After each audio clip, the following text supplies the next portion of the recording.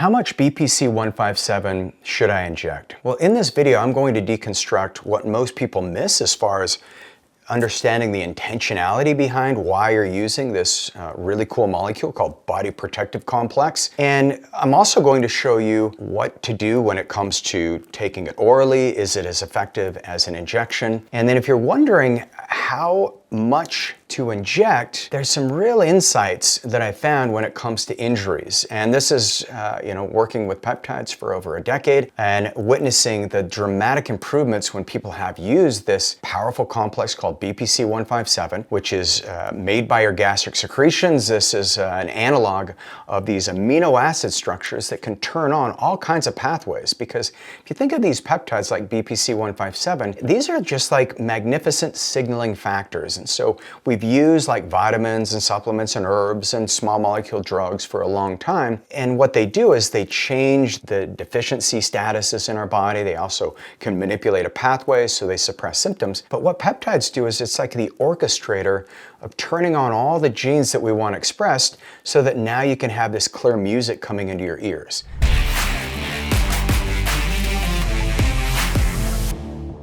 Let's jump in. I'm Regan Archibald. I'm the founder of Ageless Future. We are a longevity-focused clinic that specializes in peptides, regenerative medicine, and microbiota transformations. We've helped people for over 21 years, and I make these videos because I believe that you can optimize your health if you have the right data and take the right action. I also don't want you to take this as medical advice. Make sure you talk to your physician or reach out to us. Go to agelessfuture.com, and then we can help direct you based on what injuries you have or what things you want to use BPC-157 for. So let's talk about the data. What does the data show on BPC? Well, here's a study, and this one is called the peptide BPC-157 enhances growth hormone receptor expression in tendon fibroblasts. So that's kind of a long title, but tendon fibroblasts are the cells that turn on the regeneration of your tendons. So just like your stomach, you're losing cells every 2 days, roughly. Your small intestines about every 3 days. Your body's always having this attrition of cells, but then you have stem cells and regrowth of these cells. The tendons, it's the fibroblasts that allow your muscles, your tendons, your ligaments to start to recover. And when growth hormone is expressed in those tendons, what you'll see is a dramatic acceleration in your body's ability to recover. If you've ever had an injury and you're like, man, this thing is just dragging on forever, it's because you don't have enough of these fibroblasts to help accelerate the angiogenesis or the formation of new blood vessels. You don't have the inflammation decrease that you need. And then you also don't have the stem cells to start proliferating that area. And one of the ways you can call in more stem cells, get more fibroblastic growth factor into the area is with BPC-157. So here's what they found. This study was done out of the Zagreb School of Medicine in Croatia. These tendon fibroblasts were isolated from rat Achilles tendons, and they're treated with BPC-157 at various concentrations.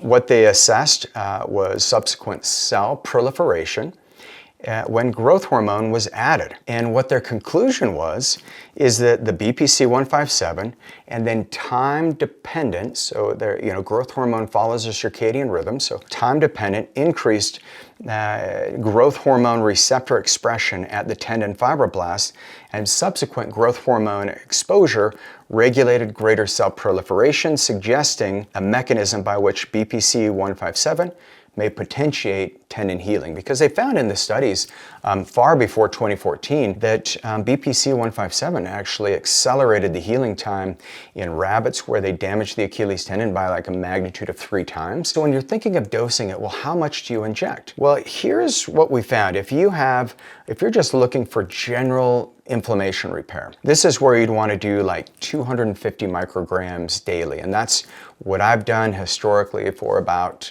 over a decade. And I'll typically take 1 to 2 days off per week. But if I'm training extra hard, if I'm working out and I've got that big race coming up on my heavy days where I'm adding in more miles, I'm in the gym more, I may go up to 500 micrograms or even up to a milligram, a full milligram. That's actually really important. And I notice I sleep better. I feel less muscle soreness. I don't get the DOMS, the delayed onset muscle soreness, which I don't know if you've ever experienced that.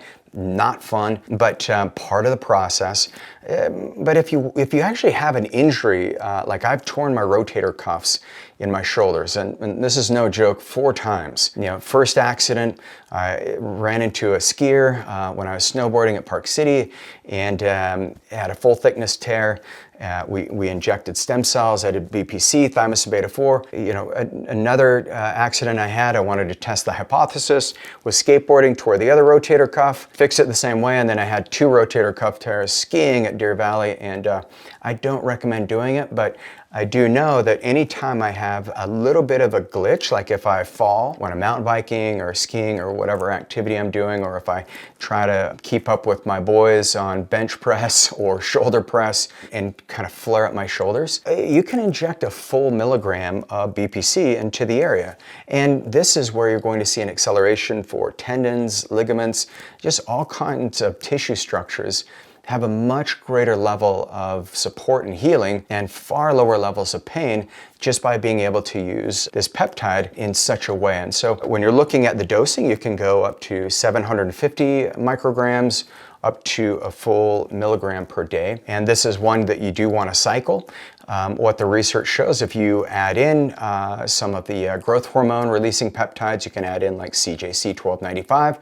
Make sure it's with ipamorelin. Do not use it separately or independent. Don't use the DAC, the drug affinity complex that causes a too long-term pulse. You just want little pulses. We're just trying to nudge biology. And that's what we're learning about a lot of these peptides is they're just gentle. BPC seems to be one of those. If you're stacking it, one of the things that happens when you have like thymosin beta-4, it mobilizes more stem cell proliferation. BPC-157 is kind of like, it turns on, it's like the master key that opens up all the locks on the cells so that they're ready to heal. And then thymosin beta-4 is like the engineers that come in and repair the place. The growth hormone peptides is what adds all the raw materials to the construction site. If you're reconstructing a shoulder, a knee, a neck injury, and then, over time, it's just you want to maintain that level of healing that you did, and that's where microdoses come in. So, and the microdoses can be like I said, as low as like 25 micrograms, where you seem to get the results. If you have a need digestively, sometimes oral may be better, and I've got other videos on that.